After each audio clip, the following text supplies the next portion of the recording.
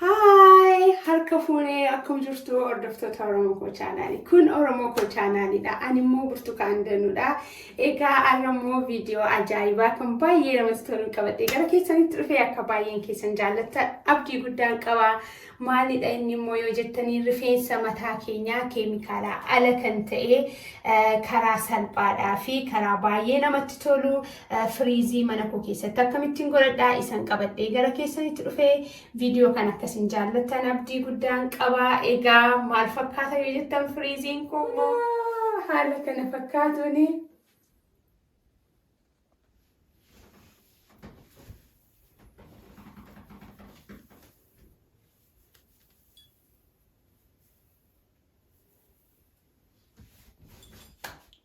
Bareedure kun akka kanatti egaa an baay'ee natti toleen gargaarame dhugaamatti baay'ee namatti tola.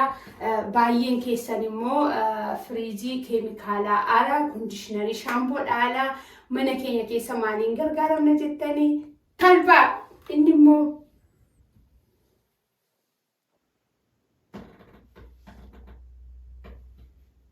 kanaan jechuudha. Egaa kanaan akkamitti mana keenya keessatti firiizii bareedaa akkasii hojjetanna isan qabadhee gara keessanitti dhufee viidiyoo kana amma xumuraatti na wajjin ta'a. Maaliif akkamittiin danfisaa, akkamittiin calaladhaa, akkamittiin hojjetadhaa amma dhumaattiin isin agarsiisa. Egaa viidiyoo kana akkasiin jaallattan abdii guddaan qaba. Nutti bareedeen jiru gaaffiidha. Jalatti deebisaa naa barreessaa. Egaa komentii irratti naa barreessaa yoo baay'ee bareedaa ta'eera ta'e. Ani baay'een jaalladhee natti toleen itti gargaarame isin immoo maal fakkaata isa jedhu adaraa keessan naa barreessaa.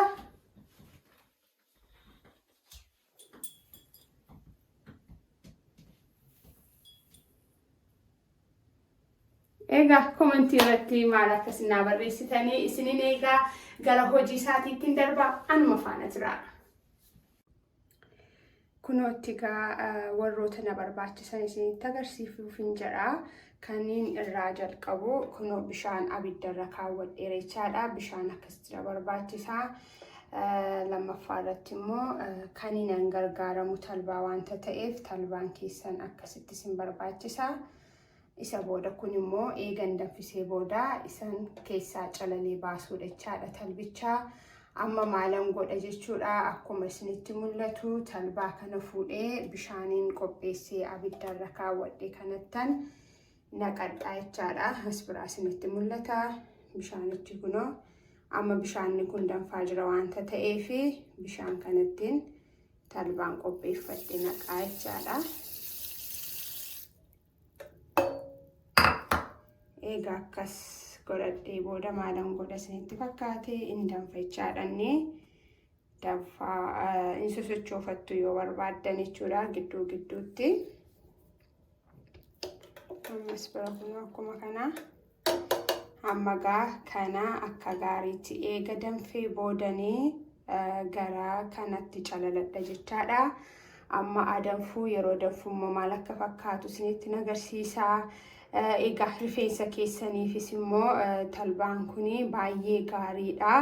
Ofirra hin tursinaa akkuma isinitti mee an guyyaa 2 amma 3 yoo baay'ate guyyaa 3 kana caalaa guyyaa 2 duwwaan ofirra tursaa. Ofirra tursuu akkasiin ofirra tursitanii isinitti hin himu. Baay'ee ofirra tursuun hin barbaachisu. Guyyaa 1 guyyaa 2 gaadha. guyyaama tokko guyyaa lama ittiin ooltanii ittiin bareeddanii egaa dhiqattu maaliif isin wantoota keemikaalaa ala ta'e immoo nutti agarsiisi waan jettaniifan kana qabadhee gara keessanitti dhufee ani yeroo tokko nan gargaarama duri ijoollee taane biyya dhugaa kanaanii mataa keenyan hojjetanna turre ituu kondiishinariin beekin ituu maaliin beekin jechaadha. Kanaan yeroo tokko mataa keenyan hojjetanna. Kanaaf talbaan rifeensaaf iyyuu gaariidha yeroo tokko yennaa itti gargaaramnes bada hin qabu. Egaa waan nama miidhu miti jechuudha. Isinis immoo wanta mana keetii keemikaala ala kan ta'e waan gargaaramtu waan jettaniifini kana qabadhee dhufee egaa gaafa danfu immoo maal akka fakkaatu isinitti agarsiisaa anuma faana tura.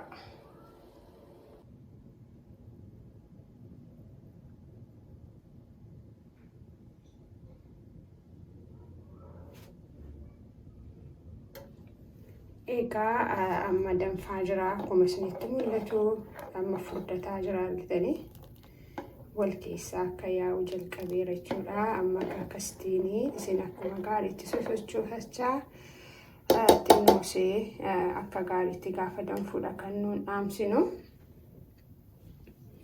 Akka kanatti toon ta'in akka gaariitti danfuu qaba. Amma danfuuf yaalii irra jirachaadha.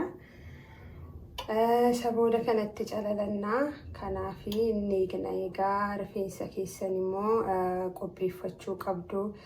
Akkuma isinitti himee yennaa dhiqattaniitu ta'e ani yeroo hundumaa yeroon firiizii godhadhu rifeensa koo qibaatii jalatti durseen dibadhaa jechuudha. Maaliif yeroo firiizii gootan mataan keessan hin goga waanta ta'eef amma dandeessanitti dursitanii qibaatii ituu hin baay'isiin qibaatii rifeensa keessanitti dibachuu qabdu. Maaliif isinii ittisa gogiinsa sanaa qibaatiin sun isinii ittisa jechuudha. Maaliif mataan keessan akkuma laafetti taa'a jechaadha. Kanaaf yennaallee gogellee rifeensa keessan dafee hin miidhu jechuudha. Kanaaf yeroo hundumaa ani qibaatii jalatti dibadhaan isiniin jedha. Anuufii kootii san gargaaramuudha kan isinitti himu.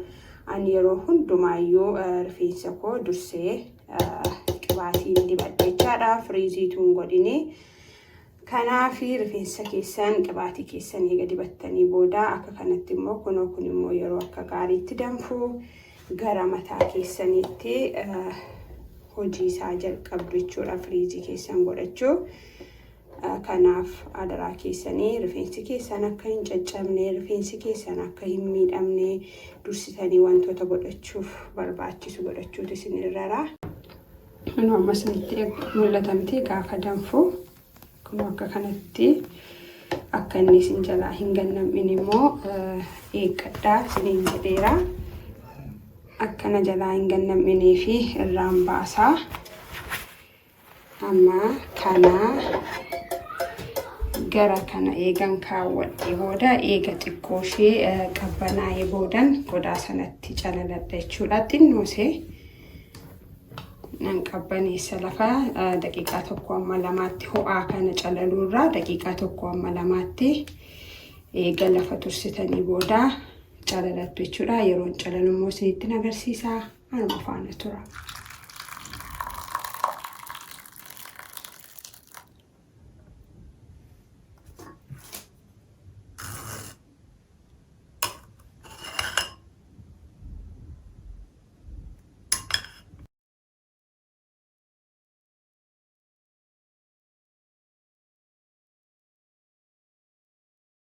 Akkasitti mul'atutti eega akkasitti xuruutti calalattanii booda jalaa hin ba'a. Akkuma isinitti mul'ataa jiru akka kanatti akka gaariitti eega calaltanii booda qodaa carqiitti yoo calaltanii inni isiniin jedhee amma kana isin rakkisu carqii hin qabuuf hin malee inni kun iyyuu akka gaariitti cuunfitanii keessaa baasuu dandeessu. Carqii abudatii yoo qabaattanii kan itti calaluuf isinii mijatu qulqulluu kan ta'e jechaadha.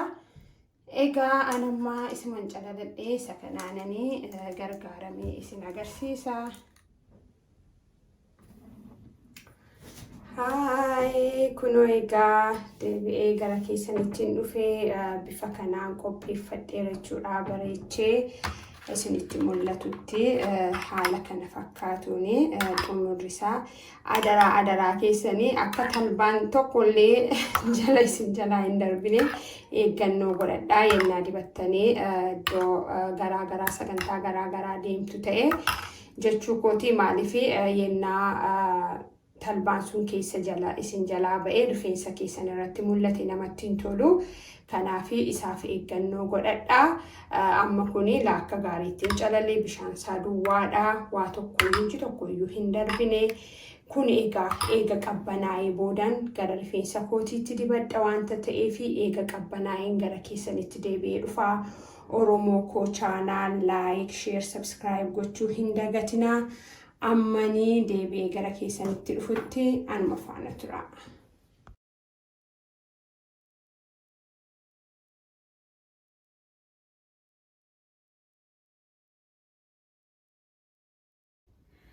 Egaa amma gara hojii isaatiitti dhufeera jechuudha. Rifeensa koo gara firiizii gochuutti gara keessanitti deebi'ee dhufeera.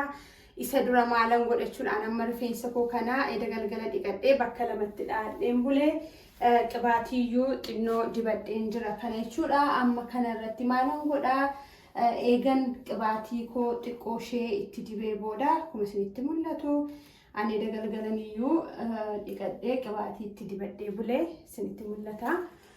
Kanaaf yeroo hundumaayyuu yeroo firiizii godhachuu keessan dura maal godhachuu qabdu?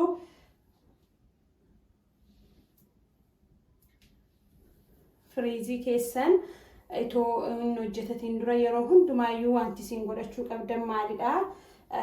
Qibaatii dibachuu hin irraanfatina. Ani qibaatii nan gargaaramu daaks kan jedhu isa kanan gargaarama. Isin garuu waanuma manaa qabdanii qibaatii gargaaramtan jechuudha. Isa dibachuu hin dandeessu. Eegan qibaatii kana baay'een baay'istanii xiqqooma seera kan isin dibattanii.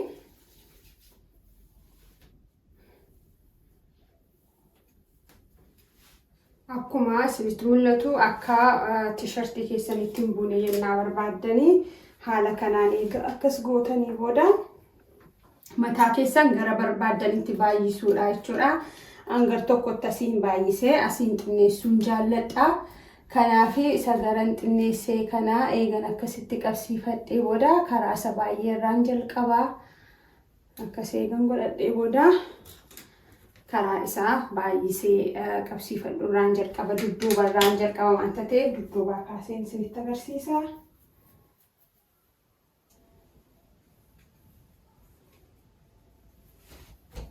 Eegan dudduubatti akkas godhadhee booda maalan godhachaadha? Talbaa koo akkuma isinitti mul'atu bifa kanaan qopheeffadhe kun akkasitti wal keessaa yayyaa jechuudha. Kanuma fuffuutanii dibachuu jalqabdu jechuudha.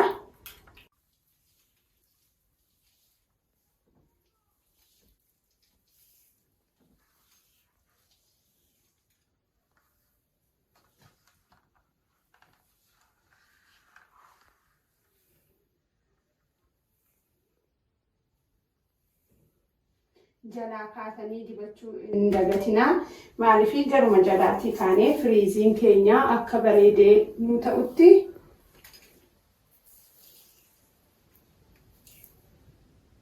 akkasuma jechaadha.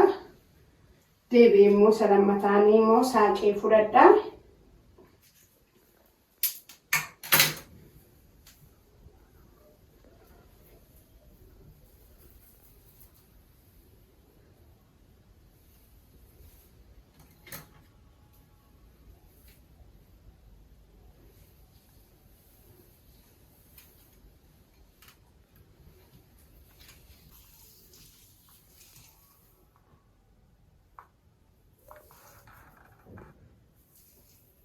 Akkasinitti mul'atu akkasittiin egaa bareedee ta'a jechuudha.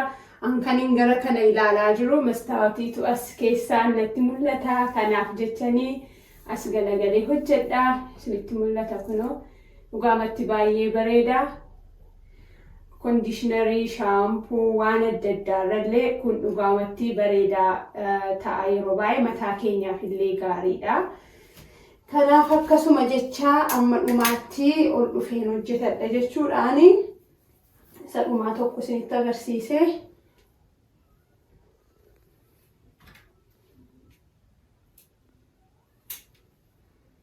Ammas isaan qofaatti jalaa ka'uu inni raanfatinaa gaafan jalqabanii jala isaatiin jalqabaa.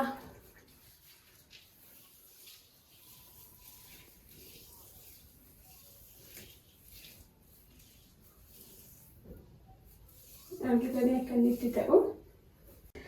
Kunootti egaa haala kanaaniin hojjetachaa jira. Isinitti mul'ata. Yoo yeroo qabaattan garuu tokkoon babaasaatu haala kanaanii akkas gootanii baay'ee bareedaa ta'a. Ani yeroo ijoollee kootii wajjiniin qusachuu fedheetanii kunoo haala bareedaa kanaanii haala kanaan firiijii godhaan jira jechuudha.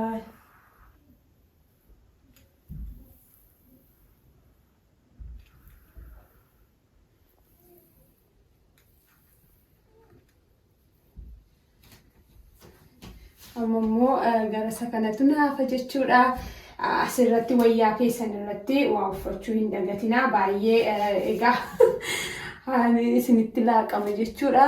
Ammoo isa kanan kara kanaaniin jalqaba jechuudha amma.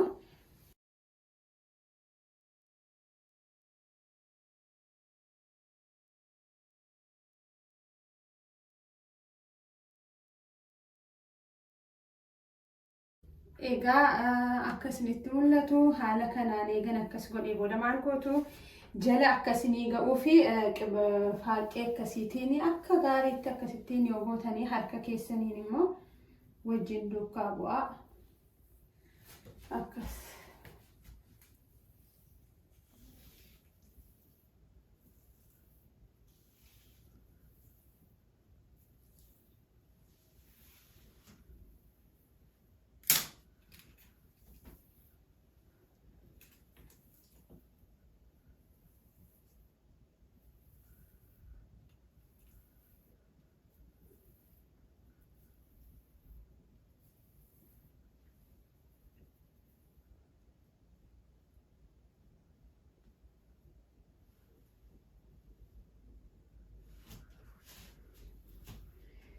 Egaa akkuma isinitti agarsiise haala kanaanii wayyaa akka badaanatti hin buuneef jedheen akkas godhadhaa. Kunoo haala kanaanii akka kana eegan godhee booda egaa akkanuma eeguudha. Aduu yoo jiraate aduu keessaa sa'aatii xiqqoo ishee yoo innaa teessanii kana caalaa garuu anamma nu biraa aduun hin jiru waanta ta'eef akkuma yeroo darbee gaafa hojjetadhu isin agarsiise jechuudha. Kanaaniin qoolfadhaa. Sa'a dheeraa akka na jalaan fudhanneef jechuudha.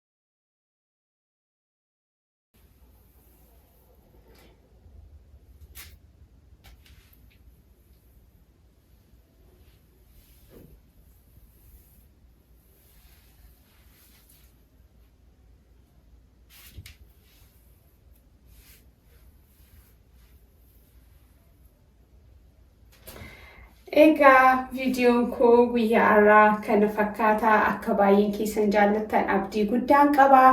Oromoo koo chaanaal laayik, sheer, sabskiraayib gochuu hin dagatinaa. Egaa viidiyoo biraadhaan amma deebi'ee gara keessanitti dhufu nagaan naa turaa bakka jirtanitti baay'een isin jaalladha. Bye.